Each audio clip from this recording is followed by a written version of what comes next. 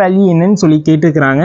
First நீங்கள் என்ன பண்ணீங்கன்னா இந்த ரெண்டு நம்பர்லேயும் சேம் பவரில் வர டேபிள் என்னன்னு சொல்லி ஃபிக்ஸ் பண்ணுங்க. ஃபஸ்ட்டு 80 32 2 டேபிளில் வர ரெண்டுமே 2 பவரில் எழுத முடியும். அதனால் 2 டேபிளை நான் யூஸ் பண்ணுறேன்.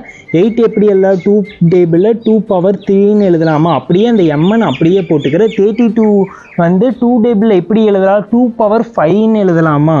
2 பவர் 5 எப்படி எழுதுனா 32 வந்து எல்சிஎம் எடுத்து பாருங்கள்.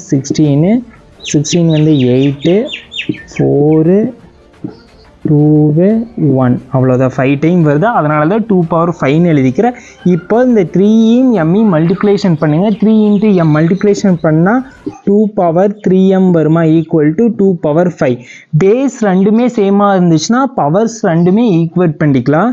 3 பவர் 3m ஈக்குவல் டு 5. நம்மளுக்கு எம்மோட வேல்யூ தான் கேட்டுக்கிறாங்க. கொண்டு வைக்கிங் இன்டூ இருக்கிறது அங்கே போயிடுச்சுன்னா டிவைடாக மாறிடுமா? 5/3.